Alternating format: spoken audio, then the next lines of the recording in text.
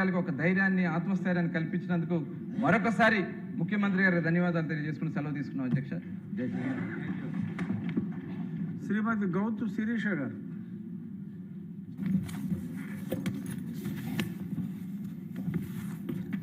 ధన్యవాదాలు అధ్యక్ష.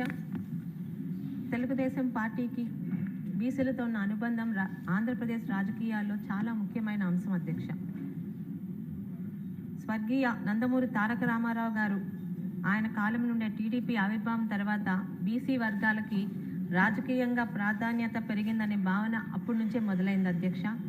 ముఖ్యంగా గ్రామీణ ప్రాంతాల్లో వెనుకబడిన వర్గాలకి చెందిన వారికి రాజకీయ ప్రాతినిధ్యం కల్పించడంతో టీడీపీ కీలక పాత్ర పోషించిందనే భావనలో ఎటువంటి సందేహం లేదు అధ్యక్ష.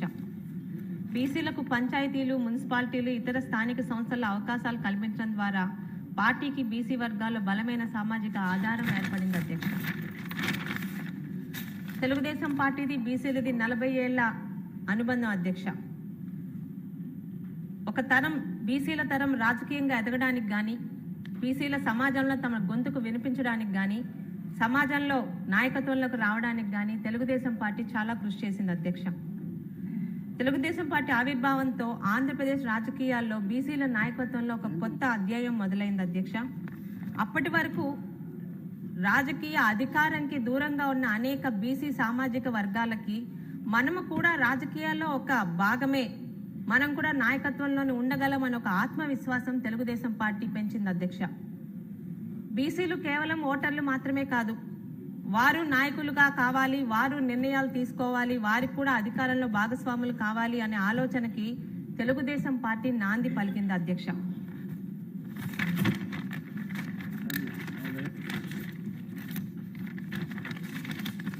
ఇక చంద్రబాబు నాయుడు గారి కాలంలో స్వర్గీయ ఎన్టీఆర్ నందమూరి తారక రామారావు గారు కొనసాగించిన దానికి మరింతగా ముందుకు తీసుకువెళ్తూ బీసీలకి కార్పొరేషన్లు, వివిధ సంక్షేమ పథకాలు, వృత్తి ఆధారిత వర్గాలకు ఆర్థిక సహాయం వంటి అనేక కార్యక్రమాల ద్వారా బీసీలను అత్యధిక ప్రాముఖ్యత ఇస్తూ వారిని ముందుకు కొనసాగించారు అధ్యక్ష.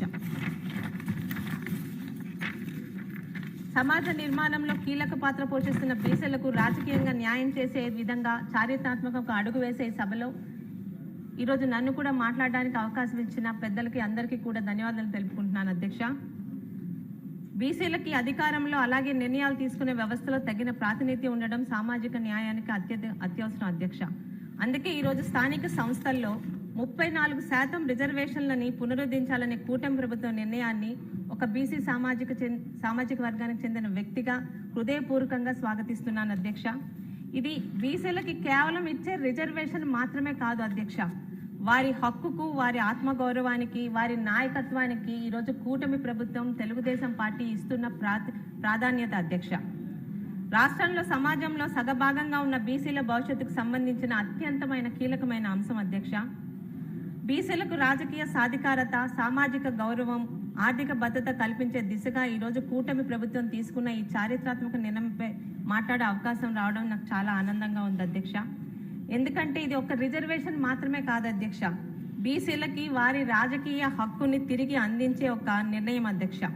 బీసీలకి రాజకీయ సాధికారత కల్పించే నిర్ణయం, వారి ఆత్మగౌరవానికి నిలబెట్టే నిర్ణయం ఇది అధ్యక్ష. దశాబ్దాలుగా తెలుగుదేశం పార్టీకి వెన్నుదన్నుగా నిలిచిన వెనుకబడిన వర్గాల పట్ల తెలుగుదేశం పార్టీకి, కూటమి ప్రభుత్వానికి ఉన్న చిత్తశుద్ధికి ఈ నిర్ణయం ఒక నిదర్శనం అధ్యక్ష. బీసీలను బలమైన సామాజిక వర్గంగా గుర్తించి 136 బీసీ కులాలను ఒకే గొడుగు కింద తీసుకురావడానికి తెలుగుదేశం పార్టీ చాలా కృషి చేసింది అధ్యక్ష. గత పాలనలో అన్ని వర్గాలకి అన్యాయం జరిగింది అధ్యక్ష. ముఖ్యంగా బీసీ వర్గాలకి మరింతగా నష్టపోయారు అధ్యక్ష. ఇంతకుముందే మాట్లాడిన పెద్దలు మాట్లాడినట్టు బీసీల నాయకత్వం మీద కక్షతో వాళ్ళ మీద ఇబ్బందులు పెట్టడమే కాకుండా వారి నాయకత్వాన్ని అణిచివేసే ప్రయత్నం కూడా జరిగింది అధ్యక్ష.